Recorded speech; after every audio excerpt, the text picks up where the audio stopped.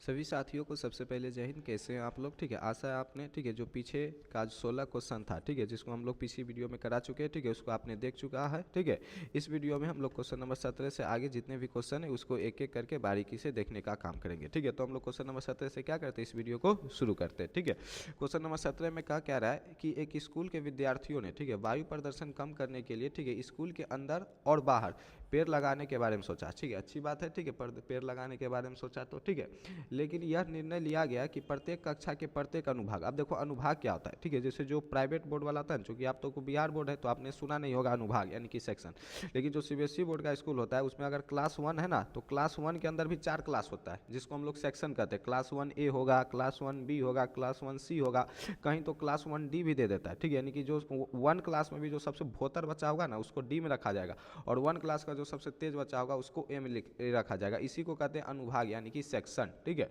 तो प्रत्येक कक्षा का प्रत्येक अनुभाग अपनी कक्षा की संख्या के बराबर, जैसे मान लो कक्षा 1 है और कक्षा 1 का अनुभाग एक ए है, ठीक है, तो ये कक्षा 1 की संख्या के बराबर यानी कि एक पेड़ लगाएगा। अगर इसमें दूसरा भी अनुभाग है, ठीक है, तो ये भी एक ही पेड़ लगाएगा, क्योंकि अपनी कक्षा की संख्या के बराबर निकालना है। भले सेक्शन भी है लेकिन कक्षा तो एक है ना। ठीक है, अगर मान लो कोई कक्षा 2 है, ठीक है, और कक्षा 2 में एक सेक्शन है आपका 2A, अनुभाग मतलब सेक्शन, तो ये 2A का जो विद्यार्थी होगा वो 2 पेड़ लगाएगा, क्योंकि ये दूसरी कक्षा का है यानी कि क्लास 2 का है। 2 में अगर मतलब क्लास 2 में मान लो कोई दूसरा सेक्शन भी है तो दूसरे सेक्शन का विद्यार्थी भी ये भी 2 ही पेड़ लगाएगा, क्योंकि ये क्लास 2 का है। उसी तरीके से अगर क्लास 3 का कोई अनुभाग है तो वो 3 पेड़ लगाएगा, क्लास 4 का कोई अनुभाग है तो वो 4 पेड़ लगाएगा। ठीक है, तो अपनी कक्षा की संख्या के बराबर पेड़ लगाएगा। जैसे यहाँ पर आपको समझाया भी है कि कक्षा 1 का एक अनुभाग, ठीक है, एक पेड़ लगाएगा, कक्षा 2 का एक अनुभाग, ठीक है, 2 पेड़ लगाएगा, और कक्षा 3 का एक अनुभाग 3 पेड़ लगाएगा, इत्यादि। और ऐसा कक्षा 12 तक के लिए चलता रहेगा। ठीक है, जैसे मान लो कक्षा 12 तक का अगर एक अनुभाग है तो वो 12 पेड़ लगाएगा। ठीक है, कहता है कि प्रत्येक कक्षा में 3 अनुभाग है। हाँ, अब क्लियर हो गया। प्रत्येक कक्षा में कितने अनुभाग है? 3 अनुभाग है। जैसे मान लो कक्षा 10 है, ठीक है, क्लास 10 है, इसमें 3 अनुभाग है, क्लास 10A होगा, क्लास 10B होगा और क्लास 10C होगा, मान लेते हैं। तो जो पहला अनुभाग है ये भी 10 पेड़ लगाएगा, जो दूसरा अनुभाग है ये भी 10 पेड़ लगाएगा, जो तीसरा अनुभाग है वो भी 10 पेड़ लगाएगा। मान लो आपका क्लास 12 है, इसमें भी 3 सेक्शन है, ठीक है, पहले सेक्शन का बच्चा भी 12 पेड़ लगाएगा, दूसरे सेक्शन का बच्चा भी 12 पेड़ लगाएगा और तीसरे सेक्शन का बच्चा भी 12 पेड़ लगाएगा। जैसे क्लास 7 है, इसमें भी 3 अनुभाग है, ठीक है, पहला अनुभाग भी 7 पेड़ लगाएगा, दूसरा अनुभाग भी 7 पेड़ लगाएगा और तीसरा अनुभाग भी 7 पेड़ लगाएगा। ठीक है, इस तरीके से कक्षा है और कक्षा के जो 3 अनुभाग है तीनों अनुभाग पेड़ लगाएगा और प्रत्येक अनुभाग अपनी कक्षा की संख्या के बराबर पेड़ लगाएगा। ऐसा आपका सवाल में कर रहा है। ठीक है, और ऐसा करके आपको क्लास 12 तक ही करना है। कहता है कि प्रत्येक नहीं कि बीएससी एमएससी पीएचडी वाले बच्चा से भी पेड़ लगा रहे हैं, ठीक है, ऐसा नहीं करना है। ठीक है, क्लास 12 तक ही करना है। ठीक है, कहता है कि प्रत्येक कक्षा के 3 अनुभाग है, ये हो गया। अब कहता है कि इस स्कूल के विद्यार्थियों द्वारा, ठीक है, लगाए गए कुल पेड़ों की संख्या हमको ज्ञात करनी है। तो हम करते क्या, चूंकि कक्षा 12 तक जाना है तो हम n बराबर 12 ले लेंगे। ठीक है, हम ऐसे कर लेंगे। ठीक है, कक्षा 1 द्वारा लगाए गए कुल पेड़ों की संख्या, अनुभाग नहीं। जैसे कक्षा 1 में 3 अनुभाग है तो पहला अनुभाग 1 पेड़ लगाएगा, दूसरा अनुभाग भी 3 पेड़ लगा 1 पेड़ लगाएगा और तीसरा अनुभाग भी 1 पेड़ लगाएगा। तो कक्षा 1 द्वारा लगाए गए कुल पेड़ों की संख्या क्या होगी? 1 + 1 + 1 यानी कि 3। जैसे कक्षा 2 का कोई विद्यार्थी है, ठीक है, तो इसमें 3 अनुभाग है, पहला अनुभाग भी 2 पेड़ लगाएगा, दूसरा अनुभाग भी 2 पेड़ लगाएगा और तीसरा अनुभाग भी 2 पेड़ लगाएगा। तो कक्षा 2 द्वारा लगाए गए पेड़ों की कुल संख्या कितनी हो जाएगी? 2 + 2 + 2 यानी कि 6।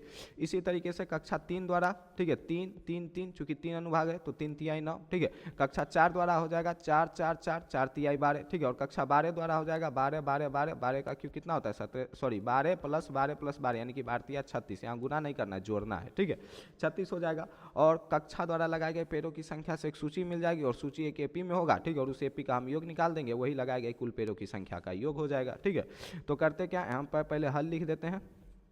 ठीक है, और यहाँ पर लिख देते हैं कि, ठीक है, कि कक्षा 1 द्वारा लगाए गए, कक्षा 1 के विद्यार्थियों द्वारा लगाए गए कुल पेड़ों की संख्या। ठीक है, तो यहाँ पर लिख देते हैं कक्षा, ठीक है, 1 द्वारा, ठीक है, लगाए गए कुल पेड़ों की संख्या, या फिर कक्षा 1 के विद्यार्थियों द्वारा। ठीक है, यहाँ पर ये लिखो कक्षा 1 के विद्यार्थियों द्वारा लगाए गए कुल पेड़ों की संख्या। ठीक है, विद्यार्थियों द्वारा, ठीक है, लगाए गए कुल पेड़ों की संख्या। ठीक है, लगाए गए कुल पेड़ों की संख्या। ठीक है, तो लगाए गए कुल पेड़ों की संख्या, ठीक है। तो लगाए गए कुल पेड़ों की संख्या कितना हो जाएगा, कक्षा 1 में 3 अनुभाग है और प्रत्येक अनुभाग एक एक पेड़ लगाएगा, ठीक है, तो पेड़ों की संख्या 3 हो जाएगी। उसी प्रकार से कक्षा 2 द्वारा लगाए गए कुल पेड़ों की संख्या कितनी हो जाएगी, ठीक है, 3 अनुभाग है तो 2 + 2 + 2 यानी कि 2 2 4 2 6 हो जाएगा, ठीक है। कक्षा 3 द्वारा लगाए गए कुल पेड़ों की संख्या कितना हो जाएगा, ठीक है, 3 अनुभाग है तो 3 3 3 प्रत्येक अनुभाग 3 3 पेड़ लगाएगा तो 3 3 9 हो जाएगा। और इसी तरीके से मान लो जो अंतिम कक्षा जो कि कक्षा 12, ठीक है, इसके द्वारा लगाए गए कुल पेड़ों की संख्या कितना हो जाएगा, इसका पहला भाग भी 12, दूसरा अनुभाग भी 12 और तीसरा अनुभाग भी 12 यानी कि 12 तिया 36 पेड़ जो होगा वह कक्षा 12 वाला लगाएगा, ठीक है। तो अब देखो ये तो हमने निकाल लिया कि एक कक्षा द्वारा लगाए गए कुल पेड़ों की संख्या 3, दूसरी कक्षा द्वारा लगाई गई 6, तीसरी कक्षा द्वारा लगाई नहीं गई, इसी तरीके से जो अंतिम कक्षा द्वारा लगाई गई होगी वो होगी 36, ठीक है। हम करते क्या, इससे एक सूची प्राप्त कर लेते हैं, ठीक है, सूची बराबर, ठीक है, पहली कक्षा द्वारा 3 पेड़ लगाए गए, ठीक है, दूसरी कक्षा द्वारा 6, तीसरी कक्षा द्वारा नहीं, इसी तरीके से चलता रहा और 12वीं कक्षा द्वारा लगाए गए 36 पेड़।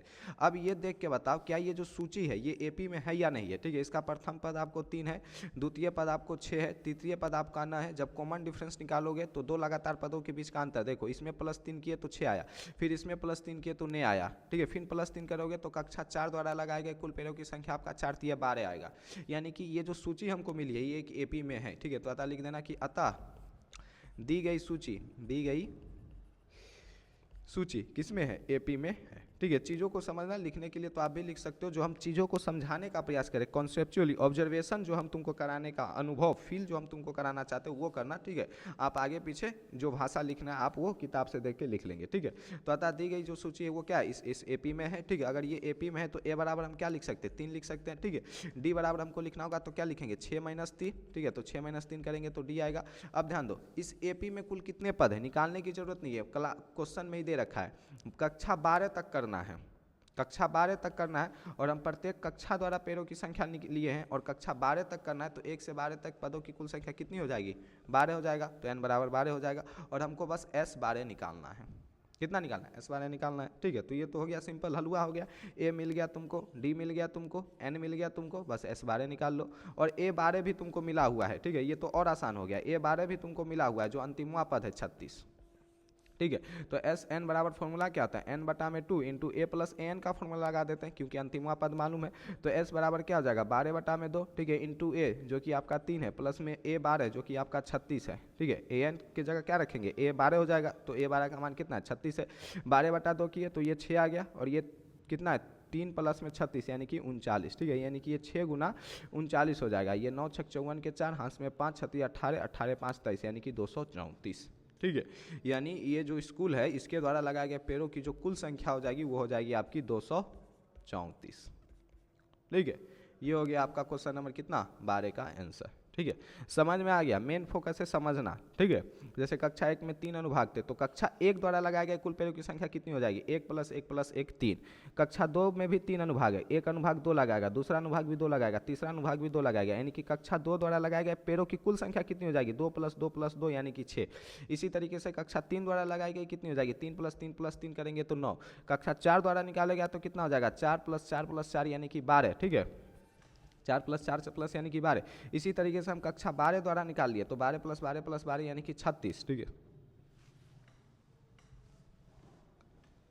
36, ठीक है। अब देखो कक्षा द्वारा लगाए गए पेड़ों की संख्या की हम एक सूची ले लिए, पहली कक्षा द्वारा 3, दूसरी कक्षा द्वारा 6, तीसरी कक्षा द्वारा नहीं, इसी तरीके से अंतिम कक्षा 12वीं द्वारा 36।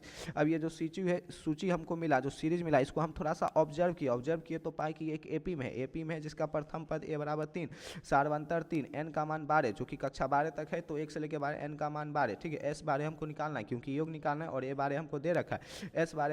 Sn का फॉर्मूला लगा दिए, S12 पुट कर दिए n की जगह, a की जगह 3 रख दिए और यहाँ पर हमको आ गया 234। इस तरीके से आपका जो क्वेश्चन नंबर क्या था ये 17 कंप्लीट हो गया। अब हम देख लेते हैं क्वेश्चन नंबर 18। क्वेश्चन नंबर 18 में क्या कर रहा है कि केंद्र ए से प्रारंभ करते हुए, ठीक है, ये थोड़ा आपका क्या हो रहा है, इसको हम थोड़ा बड़ा कर देते हैं, ठीक है, ताकि आपको देखने में आसानी हो, ठीक है। इसको हम थोड़ा बड़ा कर दिए, ठीक है, हाँ, अब आपको देखने में आसानी होगा। क्या कह रहा है कि केंद्र ए से प्रारंभ करते हुए, ठीक है, बारी बारी से, ठीक है, केंद्रों ए और केंद्रों बी को लेते हुए, यानी कि पहले केंद्र ए लिए फिर केंद्र बी लिए, त्रिज्या 0.5 सेंटीमीटर, फिर 1 सेंटीमीटर, फिर 1.5 सेंटीमीटर, फिर 2 सेंटीमीटर वाले उत्तरोत्तर अर्धवृत्तों को खींचकर एक सर्पिला एक सर्पिल स्पाइरल बनाया गया, जैसा कि आकृति 5.4 में दर्शाया गया। ये जो आकृति 5.4 में आपको दर्शाया गया, किया गया क्या कि पहले केंद्र ए लिया गया और इस तरीके से एक अर्धवृत्त बनाया गया, ठीक है, जो कि जिसकी त्रिज्या 0.5 सेंटीमीटर थी। फिर केंद्र बी लिया गया, फिर एक और अर्धवृत्त बनाया गया, लेकिन इसकी त्रिज्या इस बार 1 सेंटीमीटर थी। फिर एक केंद्र ए लिया गया और इस तरीके से एक अर्धवृत्त बनाया गया, जिसकी त्रिज्या 0.2 सेंटीमीटर थी, 1.5 यानी 1.5 सेंटीमीटर। फिर केंद्र बी लिया गया और इस तरीके से एक अर्धवृत्त बनाया गया, जिसकी त्रिज्या 2 सेंटीमीटर थी। फिर क्या किया जाएगा, फिर से ए लिया जाएगा और एक अर्धवृत्त और बनाया जाएगा, जिसकी 2.5 सेंटीमीटर होगी। फिर बी लिया जाएगा, फिर बनाया गया, जिसकी 3 सेंटीमीटर होगी। इसी तरीके से करके कुल 13 अर्धवृत्त बनाए गए। क्या कहेंगे, 13 कर्मागत अर्धवृत्तों से बने इस सर्पिलाकार की कुल लंबाई। इस तरीके से कुल 13 अर्धवृत्त बनाया गया, जिसके कारण ये आकृति हमको मिला। तो ये जो आकृति मिला, ये जो सर्पिल मिला हमको, इसकी कुल लंबाई क्या है। तो करेंगे क्या, इसमें हम प्रथम अर्धवृत्त की लंबाई निकाल लेंगे, द्वितीय अर्धवृत्त की लंबाई निकाल लेंगे, तृतीय अर्धवृत्त की लंबाई निकाल लेंगे। अब देखो अर्धवृत्तों की जो लंबाई होगी उससे एक सूची प्राप्त कर लेंगे, देखेंगे वो सूची एपी में होगा। ऑब्वियस सी बात है, एपी का चैप्टर है तो एपी में ही होगा, ठीक है। तो आप यहाँ से एक एपी मिल जाएगा, ठीक है। और फिर हम क्या करेंगे, 13 अर्धवृत्त की लंबाई को जोड़ देंगे तो वो मेरे सर्पिल की लंबाई हो जाएगी। क्यों, क्योंकि जो सर्पिल बना है वो किससे बना है, 13 अर्धवृत्त से मिलकर बना है। तो 13 अर्धवृत्तों की जो लंबाई होगी, लंबाई का मतलब क्या समझता है, जैसे ये वृत्त है तो वृत्त की परिधि वृत्त की लंबाई है, तो अर्धवृत्त है तो अर्धवृत्त की जो परिधि होगी, ये ऊपर वाला सेक्शन, ये अर्धवृत्त की क्या होगी, लंबाई होगी, ठीक है। ध्यान देना, ऐसे तो परिधि मत समझना, परिधि निकालने के लिए तो +2r हो जाता है अर्धवृत्त में, ठीक है। केवल ये वाला जो पोर्शन है, ये जो जैसे वृत्त की परिधि 2πr होता है, तो अर्धवृत्त की जो परिधि होगी πr केवल लेंगे, क्योंकि हमको इस बार सिर्फ इस वाले पोर्शन से मतलब है, क्योंकि यहाँ एक सर्पिल आकृति बनी है। ये जो लाइन आया है ना, इस लाइन से हमको मतलब नहीं है, ये जो सिर्फ सर्पिल बना है इससे मतलब है, यानी कि सिर्फ कर्व वाले पोर्शन की लंबाई लेंगे। और सिर्फ कर्व वाले पोर्शन की लंबाई कितनी हो जाएगी, πr हो जाएगी। वृत्त की परिधि होता है 2πr, तो अर्धवृत्त की परिधि 2 से भाग देंगे तो πr हो जाएगी। उसी तरीके से 13 अर्धवृत्त की लंबाई निकाल के जोड़ देंगे, ठीक है, तो हमको सर्पिल की लंबाई आ जाएगी, ठीक है। यही करना है इस क्वेश्चन में। करते क्या है, यहाँ पर पहले हल लिख लेते हैं, ठीक है, और लिख देते हैं यहाँ पर कि प्रथम अर्धवृत्त की त्रिज्या, ठीक है, या फिर पहले हम लिख लेते हैं, जैसे यहाँ पर कहा क्या रहा है, एक और चीज़ देखना, संकेत में कह रहा है कि क्रमशः केंद्र ए बी वाले अर्धवृत्तों की लंबाई L1 L2 L3 L4 है, यानी कि केंद्र ए से जो लिए इसकी लंबाई L1, फिर केंद्र बी से जो लिए इसकी लंबाई L2, फिर जो केंद्र ए से लिए इसकी L3, फिर जो केंद्र बी से लिए इसकी L4, इसी तरीके से सिलसिला L13 तक चलता रहा, ठीक है। तो हम करते क्या, कुछ लिखना है तो आप लिख देना कि प्रथम अर्धवृत्त की त्रिज्या 0.5 सेंटीमीटर, फिर दूसरी की, यहाँ पर प्रथम और दूसरी नहीं लिखना, केंद्र ए से लिया गया प्रथम तो 0.5, फिर केंद्र बी से तो 1.0, फिर केंद्र ए से तो 1.5, केंद्र कितना ये आपका, ठीक है, केंद्र बी से तो 2.0, ठीक है। तो करना है किस सवाल में क्या है, यहाँ पर लिखना कि प्रथम अर्धवृत्त की लंबाई बराबर, ठीक है, प्रथम अर्धवृत्त की लंबाई बराबर, ठीक है। तो यहाँ पर हम लिख लेते हैं प्रथम अर्धवृत्त की लंबाई। प्रथम अर्धवृत्त की लंबाई कितनी हो जाएगी, ठीक है, ध्यान दो, अर्धवृत्त की लंबाई के लिए हम फॉर्मूला लगाएंगे πr और इसकी लंबाई को लिखेंगे l, ठीक है। पाई को पाई रहने देंगे, r का मान रख देंगे 0.5, क्योंकि प्रथम अर्धवृत्त की लंबाई त्रिज्या कितनी है 0.5, तो प्रथम अर्धवृत्त की लंबाई आ जाएगी 0.5, ठीक है। उसी तरीके से द्वितीय अर्धवृत्त की लंबाई निकालेंगे, जो कि होगा L2, फॉर्मूला लगाएंगे πr, लेकिन इस बार r की जगह हो जाएगा 1, तो हो जाएगा पाई। इसी तरीके से L3 निकालेंगे, वो भी फॉर्मूला लगाएंगे πr ही, ठीक है, लेकिन इस बार r की जगह इससे क्या होगा 0.5 ज़्यादा, यानी कि 1.5, तो ये हो जाएगा 1.5। बस इतना याद कर लेना है, तो लिखना है, ठीक है, कि अतः, ठीक है, इतना लंबाई, बस आपको अर्धवृत्तों की लंबाई लिख लेना है, ठीक है, और लंबाई से प्राप्त सूची लिख लेना है, अतः, ठीक है, यहाँ पर लिखना अतः अर्धवृत्तों की लंबाई से प्राप्त सूची, ठीक है, अर्धवृत्तों की लंबाई से प्राप्त सूची, ठीक है। अब अर्धवृत्तों की लंबाई से प्राप्त सूची क्या होगा, पहला 0.5 पाई है, ठीक है, दूसरा पाई है, ठीक है, तीसरा 1.5 है, इसी तरीके से ये सूची चलता रहेगा और 13 तक चलता रहेगा, ठीक है। अब ध्यान से देखो, क्या ये सूची एपी में है या नहीं है, इसका प्रथम पद है 0.5 पाई, दूसरा पद है पाई, ठीक है, तीसरा पद है 0.5 पाई, ठीक है। लगातार दो पदों के बीच का अंतर देखो, पाई माइनस अगर 0.5 पाई करेंगे तो कितना आएगा 0.5 पाई आएगा, जैसे 1.5, ठीक है, और माइनस पाई करेंगे तो कितना आएगा, फिर से 0.5 पाई आएगा, यानी लगातार दो पदों के बीच का अंतर समान है। अतः दी गई सूची किस में है, एपी में है, ठीक है। तो लिख देना अतः दिया गया सूची, ठीक है, अतः दिया गया सूची किस में है, दिया गया सूची आपका एपी में है, ठीक है। इसलिए ए बराबर हम क्या लिख सकते हैं 0.5 पाई, चूंकि ये सूची एपी में है तो जो पहले लिखा है वो आपका क्या है, ए है। डी बराबर लिखेंगे तो क्या लिखेंगे पाई माइनस 0.5 पाई, ठीक है, यानी कि डी बराबर भी तुम्हारा 0.5 पाई आ जाएगा। और एन बराबर क्या लिखेंगे, सबसे प्रमुख, ठीक है, इस तरीके की 13 अर्धवृत्त है तो एन बराबर लिखेंगे 13, ठीक है, एन बराबर लिखेंगे 13, ठीक है। अब हम क्या करेंगे, अब हम लिखेंगे, ठीक है, कि अब, ठीक है, 13 अर्धवृत्त की लंबाई बराबर 13 अर्धवृत्त की लंबाई बराबर, तो 13 अर्धवृत्त की लंबाई कितना हो जाएगी, 13 अर्धवृत्त की लंबाई जो हो जाएगी वो हो जाएगी तुम्हारा S13, ठीक है। तो Sn बराबर जो फॉर्मूला होता है वो होता है n/2 into 2a plus n-1 into D. इसी तरीके से अगर 13 अर्धवृत्त की लंबाई निकालनी है तो n की जगह रख देंगे 13, यानी कि S13 बराबर क्या हो जाएगा 13/2 इंटू 2 इंटू ए यानी कि 2, और a की जगह रख देंगे 0.5 पाई, ठीक है, इंटू n-1, तो n की जगह रख देंगे 13 -1 इंटू डी की जगह रख देंगे फिर से 0.5 पाई, ठीक है, ये हो गया 13/2 ही रहेगा, ठीक है। ये देखो 2 इंटू 0.5 तो ये हो जाएगा पाई, ठीक है, 13 में से एक जाएगा 12 और 12 इंटू हो जाएगा आपका 0.5 पाई, 12 गुना 0.5 करेंगे, ठीक है, तो ध्यान दो ये 13/2 ही रहेगा, ये पाई, और 12 गुना 0.5 करने से 12 आधा हो जाएगा 6 पाई हो जाएगा, ये 13/2 ही रहेगा, पाई और 6 पाई 7 पाई हो जाएगा, ठीक है। अब ध्यान दो ये 13/2 ही रहने दो, 7 की जगह 7 ही रहने दो, पाई की जगह लिख दो 22/7, 7 से 7 कैंसिल हो जाएगा, 2 से ये कट जाएगा 11 बार में, यानी कि 13 गुना 11 आ जाएगा, यानी कि 143 सेंटीमीटर हो जाएगा, ठीक है। कितना हो जाएगा 143 सेंटीमीटर हो जाएगा। अब ध्यान दो 13 अर्धवृत्त की जो लंबाई होगी वही सर्पिल की लंबाई होगी, क्योंकि जो मेरा सर्पिल बना है वो किससे बना है 13 अर्धवृत्त से मिलकर बना है, तो जो 13 अर्धवृत्त की कुल लंबाई आई है 143 सेंटीमीटर, यही सर्पिल की लंबाई होगी, ठीक है। तो लास्ट में लिख देना कि अतः सर्पिल की लंबाई यहाँ से सर्पिल अच्छा से लिखना, ठीक है, अतः ठीक है सर्पिल की लंबाई, ठीक है, तो सर्पिल की लंबाई कितना हम लिख सकते हैं, तो अतः सर्पिल की लंबाई जो होगा वो कितना आ जाएगा आपका 143 सेंटीमीटर, ठीक है। तो सर्पिल की लंबाई बराबर कितना 143 सेंटीमीटर, ठीक है। इस तरीके से ये जो क्वेश्चन था कितना आपका क्वेश्चन नंबर 18 भी क्या हो गया कंप्लीट हो गया, ठीक है। इस वीडियो में हम क्वेश्चन नंबर 18 तक ही रहने देते हैं, जो लास्ट का आपका 2 क्वेश्चन बचा है 19 और 20, इसको हम लोग नेक्स्ट वीडियो में देखेंगे।